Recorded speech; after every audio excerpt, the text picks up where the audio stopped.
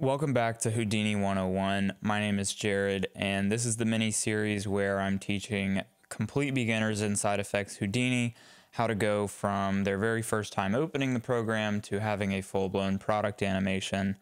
Last episode, we covered importing geometry and setting it up well so that it will serve us when it comes time to animating and texturing. And we're almost ready to start with that texturing process, but it would look a little bleak right now if we did. So today we're going to talk about setting up lights in Houdini and specifically in Redshift, and how to create a scene that is aesthetically pleasing and will serve us well when it comes time to start looking around at textures. So let's get right into it. So this is where we left off with our last episode. Our geometry is imported and it is all set up and ready to go in one output node, while still retaining all these different layers up here. And what we need to do now is dive up into our object network, and this is where lights live in Houdini. So this is kind of confusing to anybody who's first starting and migrating from other 3D programs, because it's not necessarily like a layers pane, so to speak. I mean, that's kind of how I told you to think about it, but it doesn't really look like one, so it kind of feels weird just dropping lights in here, but that's exactly how you do it. And so what I am first going to do is come up here, and if you don't have your Redshift tab, first of all, you obviously need to have Redshift to follow this. Well, if you don't have your Redshift shelf up here, you'll just come over to this little plus icon, and you'll click it and come down to shelves, and then you can create your Redshift shelf here, as I just deleted mine. And so I'm not going to teach you how to actually install Redshift if you haven't already, but the first link at the top of the description is going to teach you how to do that. It's a very easy process. You just have to have Redshift to do it. So now that we have our Redshift shelf up here, I'm going to open up my render view, and what that is going to do for me is create this little camera down here in our object view, or in our object network rather. And so now we get to learn about cameras, because we're about to have to position ours, and we don't really, this view doesn't exactly help us out very much. I'm going to close my render view for the moment, and you can see that at the moment what I'm doing is piloting the viewport in just viewport navigation. I'm not controlling this camera that we just created, because if I zoom way out, you'll see that that camera is right here. And so I'm not piloting that camera, and I would like to, so that I can set it up accurately. So what we have to do to look through a camera is come up here to this no cam button up here and click cam 1, which you can see is the camera that Redshift created for us. This is not exactly what I want to be looking at, so what I'm going to do is try to reposition this camera as I would like to see this object.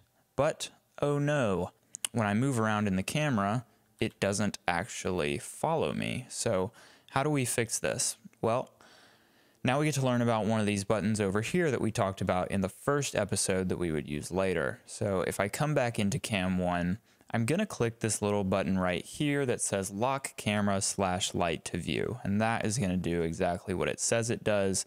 And now when I navigate around my viewport, I'm able to control where my camera is actually looking. And so I'm just going to position mine right now in a way that I think will serve me well when it comes to texturing, and that's just something that is aesthetically pleasing and is going to kind of give me a good view of all the different things that I'm doing. And so now with your camera in position, I would recommend that you go ahead and uncheck this button, because we're probably going to look around at some different things while we do our lighting setup, and you can always come back here and click cam 1 to see what your camera sees.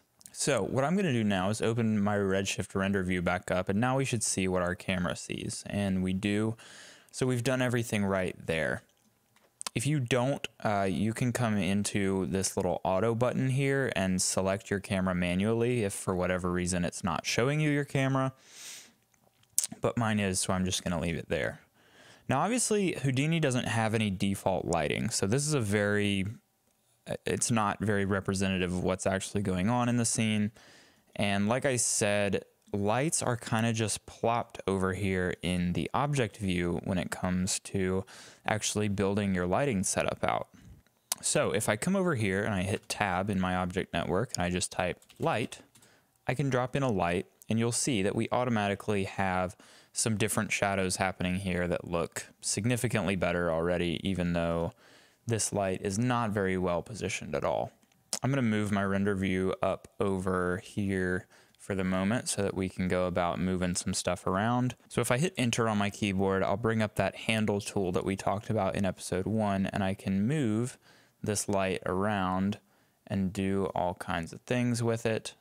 If I just bring it over here, you can see we have some good shadows and lighting going on. So this is kind of a good way to just play around and learn how the lighting interacts in Houdini and how we can really go ahead and get started with creating some different cool setups. That's really what all this is going to be about. Is you're probably creating a different scene from me, so it's going to take just some playing around, and that's really how you're going to get to know the program very well.